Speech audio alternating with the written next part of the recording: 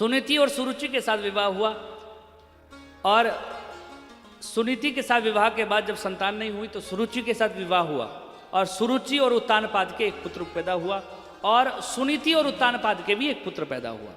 प्रभु की ऐसी कृपा कि दोनों के पुत्र पैदा हुए, परंतु सुरुचि जो है अपनी बहन से ज़्यादा वो द्वेष करती थी, तो इसलिए महल में नहीं रखती थी उसको, महल के बाहर रखती थी, क्योंकि बड़ा द्वेष करती थी। जो सुरुचि के पुत्र हुआ उसका नाम उत्तम रखा गया, और जो सुनीति के पुत्र हुआ उसका नाम ध्रुव रखा गया। बोलो ध्रुव जी महाराज की। तो श्री ध्रुव जी महाराज जो हैं वो छोटे से बालक, 5 वर्ष की आयु ध्रुव जी की है। आज महल की ओर प्रवेश करते हैं, देखते हैं पिताजी की गोदी में उनका भाई जो है उत्तम बैठा है। ध्रुव जी के मन में विचार आया मैं भी बैठूंगा। बच्चे तो बच्चे होते हैं, जो दूसरे को चाहिए वो हमको भी चाहिए। पिताजी के पास जाकर कहने लगे कि मुझे इस गद्दी पर बैठना है। तो पिताजी ने कह दिया कि ठीक है बैठो, परंतु उतने में माता सुरुचि जो है वो कहती है कि हे ध्रुव, तू इस गद्दी पर नहीं बैठ सकता। इस राजगद्दी पर अगर बैठने का कोई अधिकारी है तो वो तो उत्तम ही है, तुम नहीं बैठ सकते। ध्रुव जी महाराज कहते हैं कि हे मैया, अगर मुझे बैठना हो तो मैं क्या करूं? तो सुरुचि कह देती है कि तूने उस अभागिन के गर्भ से जन्म लिया है, इसलिए तू नहीं बैठ सकता। अगर तू बैठना चाहते तो एक काम कर, या तो मेरे गर्भ से जन्म ले, या भगवान ही आकर तुझे बैठा सकते हैं। जो ही यूं कहा तो ध्रुव जी महाराज महल से बाहर निकले, अपने मैया के पास गए। माँ, मेरी माता सुरुचि ने ऐसा कहा। तो सुनीति कहती है सही तो कहा, तूने मुझ जैसी अभागिन के गर्भ से जन्म लिया, इसलिए तू गद्दी पर नहीं बैठ पाया। अगर तू कहीं उसके गर्भ से जन्म लेता तो शायद आज राजगद्दी पर बैठ जाता। मेरे गर्भ से तूने जन्म लिया है। माँ वो छोड़िए, एक बात बताइए कि अब दोबारा से जन्म भी नहीं ले सकता मैं, परंतु ये बताइए कि भगवान नाम का आदमी कहाँ मिलता है? अब 5 वर्ष के बच्चे को थोड़ी पता है भगवान कौन होता है। माता ने कहा कि अगर भगवान आए तो वो ही तुझे इस गद्दी पर बैठा सकते हैं। अब आप ये बताइए कि ये भगवान नाम का आदमी कहाँ मिलता है? तो माता सुनीति ने भी कह दिया कि मैंने तो यही सुना है कि भगवान को जानने के लिए संत लोग, भक्त लोग जो है वो जंगल की तरफ जाते हैं। इसका अर्थ ये होगा कि शायद भगवान जो है वो जंगल में मिलते होंगे, वन में मिलते होंगे। तो माँ मैं जंगल में जाऊं, वन में जाऊं भगवान को जानने के लिए? तो माता ने तुरंत हाँ कर दी। छोटा सा 5 वर्ष का बच्चा, माता ने मना नहीं किया। आज के समय में तो ऐसा हो जाए, पहली बात तो बच्चे पूजा पाठ ही नहीं करते, परंतु अगर करने लग जाएं और थोड़ी ज़्यादा देर घंटी बजने लग जाए तो खतरा हो जाए कहीं महात्मा जी बाबा जी ना बन जाए। पर याद रखिएगा, जिस कुल में भगवान का भक्त पैदा होता है तो शास्त्र कहते हैं वो अपने 21 कुलों का जो है वो उद्धार करता है, 21 पीढ़ियों का उद्धार करता है। जिस कुल में जो है वो भगवान का भक्त पैदा होता है, कितनी पीढ़ियों का उद्धार करता है? 21 पीढ़ियाँ। 21 कौन कौन सी? तो बोला 7 जो हैं पीढ़ियाँ अपने से आगे की, 7 पीढ़ियाँ अपने से पीछे की, और 7 पीढ़ियाँ अपने नानके की, नाना के कुल की। 21 पीढ़ियों का उद्धार करता है अगर किसी कुल में भगवान का भक्त पैदा हो जाता है। कितनी बड़ी बात है। इसलिए कोई भगवान की भक्ति करे उसको रोकना नहीं चाहिए। कितनी पीढ़ियों का उद्धार वो व्यक्ति कर रहा हो। ध्रुव जी महाराज को रोका नहीं। ध्रुव जी महाराज जैसे ही राज्य से बाहर निकलते हैं, दिव्य क्रांति ध्रुव जी की होती है, सूर्य की भांति चमक रहे हैं। मानो ऐसा लग रहा हो कि आज साक्षात सूर्य चमक रहे हो, और होता भी है। जिसके हृदय में भगवान की भक्ति बैठ गई हो ना, वो साक्षात सूर्य की भांति चमकता है। ध्रुव जी महाराज बाहर आए, परंतु जैसे मैंने आपको कहा कि बिना गुरु से ज्ञान नहीं होता, गुरु जीवन में होना चाहिए। अभी तक ध्रुव जी के जीवन में गुरु कोई नहीं है। अब गुरु कौन आए? तो वर्णन आया कि ध्रुव जी महाराज जैसे ही महल से बाहर निकले और जंगल की तरफ जाने लगे तो तुरंत नारद जी सामने आ गए। नारद जी सामने आए तो नारद जी ने बोला कि बेटा तुम कहाँ जा रहे हो?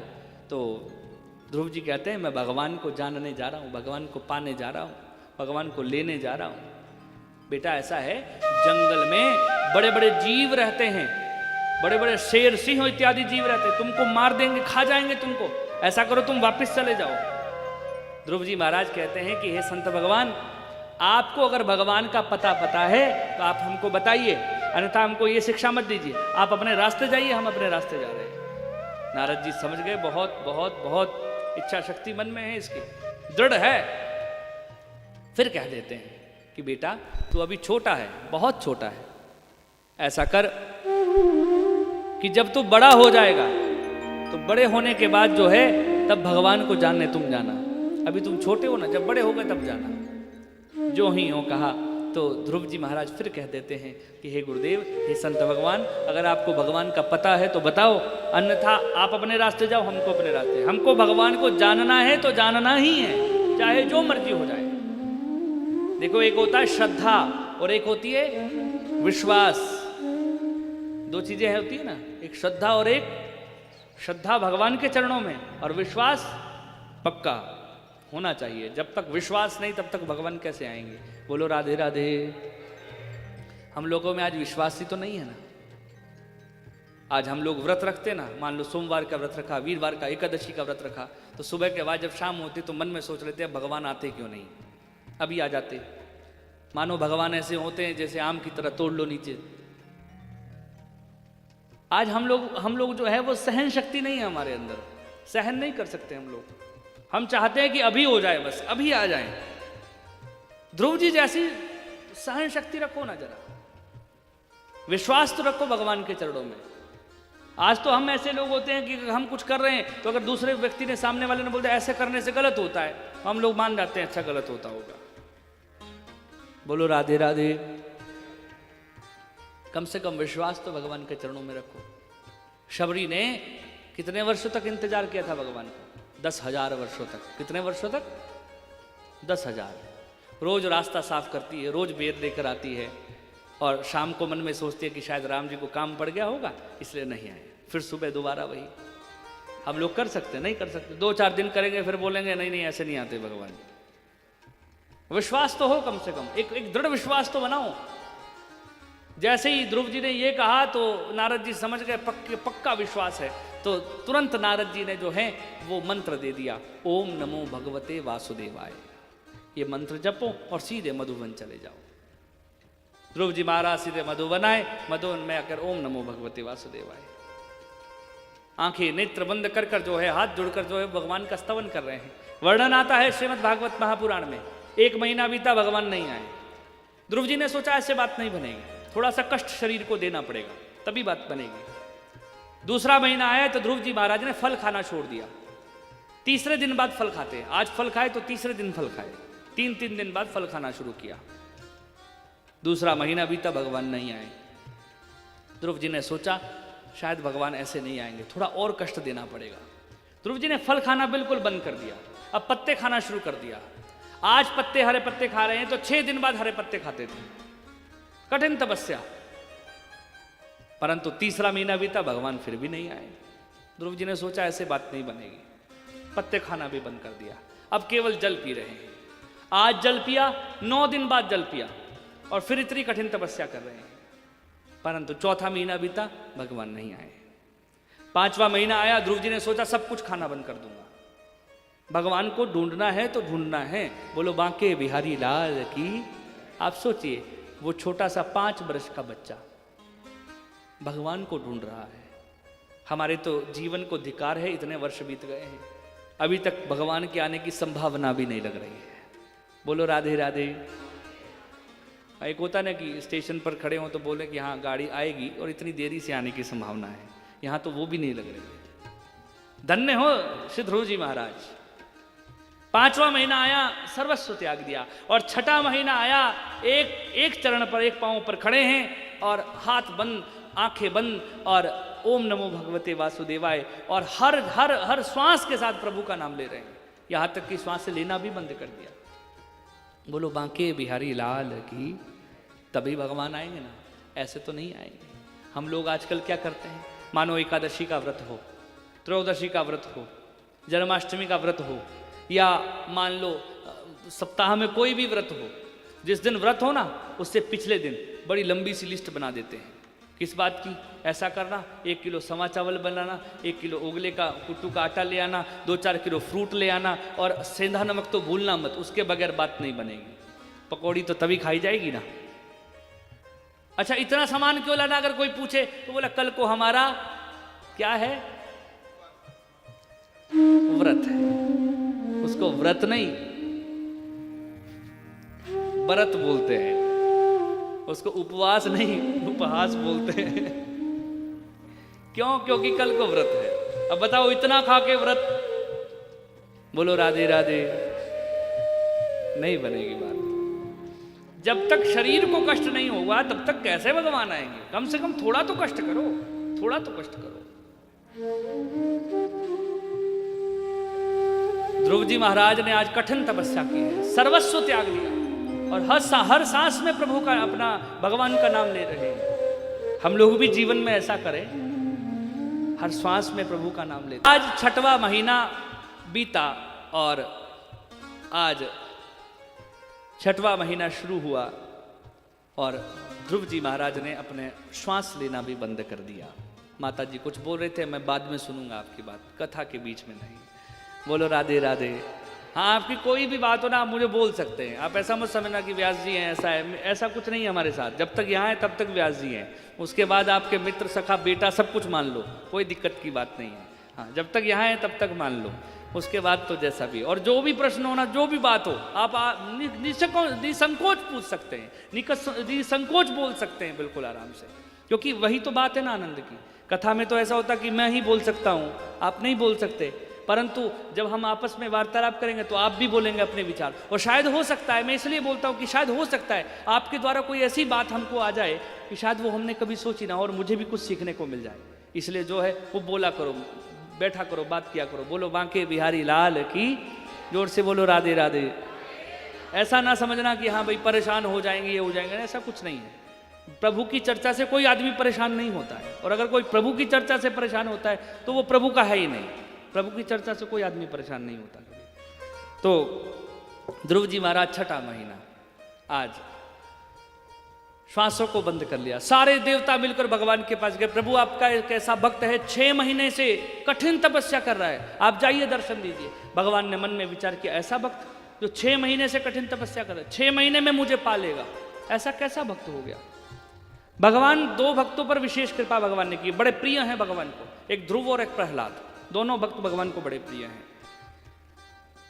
भगवान जब भी किसी को दर्शन देने आते हैं तो दर्शन देने आते हैं, मैं उसको दर्शन दे कर आऊं, परंतु आज भगवान के मुख से निकला, आज दर्शन देने नहीं, मैं उस भक्त का दर्शन करके आऊं। ऐसा कौन है जो 5 वर्ष में पा गया?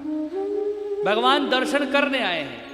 और जैसे ही ध्रुव जी के सामने आए तो ध्रुव जी ने नेत्र बंद, ओम नमो भगवते वासुदेवाय, ओम नमो भगवते वासुदेवाय। भगवान ने आवाज लगाई, बेटा ध्रुव अपने नेत्रों को खोलो, मैं आ गया हूं। ध्रुव जी ने मन में सोचा कि अगर भगवान की जगह कोई और हुआ तो दोबारा से बैठना पड़ेगा इतने दिनों से, नहीं खोलूंगा नेत्रों को। आंखें बंद है, ओम नमो भगवते, भगवान कहते खोल दो नेत्र, ध्रुव जी नहीं खोल रहे हैं।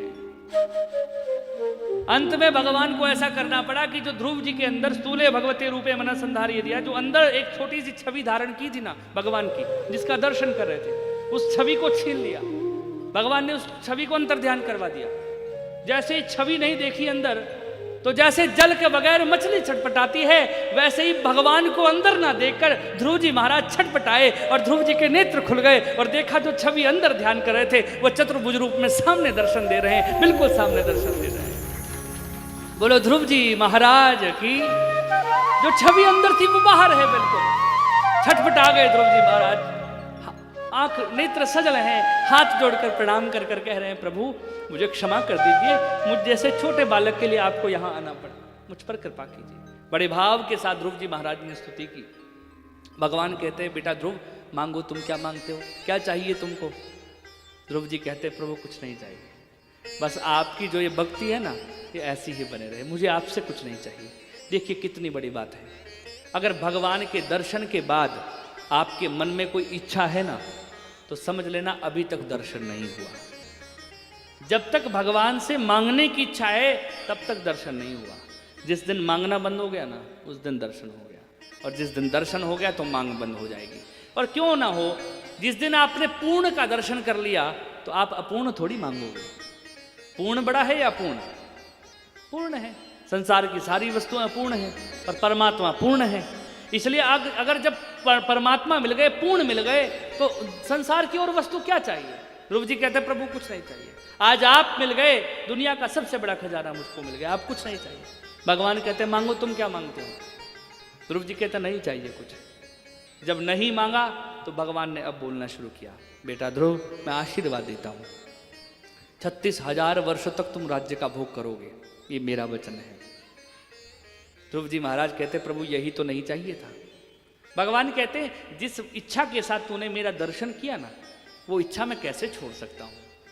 अगर ये इच्छा नहीं होती ना तो तू मुझ तक नहीं पहुंच पाता। इसलिए पहला काम है तेरी ये इच्छा पूर्ण करना। अब बेशक तुम्हारे मन में इच्छा नहीं है, परंतु इसी इच्छा के कारण तो तुम मुझ तक पहुंचे हो ना। इसलिए सबसे पहला आशीर्वाद, तुम इतने 1000 वर्षों तक राज्य का भोग करोगे। और हे बेटा ध्रुव, मेरा मन नहीं भर रहा है तुम्हें कुछ देने से, मैं और देना चाहता हूं। मैं आशीर्वाद देता हूं, जब तक सूरज चांद सितारे रहेंगे तब तक ध्रुव तुम्हारा नाम रहेगा। और पूरे तारा मंडल में जो सबसे ज्यादा जोर से तेजी से जो सबसे ज्यादा चमकने वाला तारा होगा उसका नाम ध्रुव तारा होगा। ये तुमको आशीर्वाद देता हूं। और बेटा ध्रुव, जब घर में माताएं अपने बच्चों को खिलाएंगी और तारे दिखाएंगी तो बोलेंगी बेटा देख ये जो सबसे तेज चमक रहा है ना, ये ध्रुव है। और बेटा संसार में इतना नाम करना कि इस तारे की तरह चमकना, और जब इतने की तरह चमकेगा तो निश्चित है तेरा नाम संसार में अवश्य हो जाएगा। ऐसा आज माताएं कहती हैं। धन्य हो ध्रुव जी महाराज, जिनको आज तारा मंडल में सबसे तेज चमकने का आशीर्वाद मिला है। बोलो ध्रुव जी महाराज की।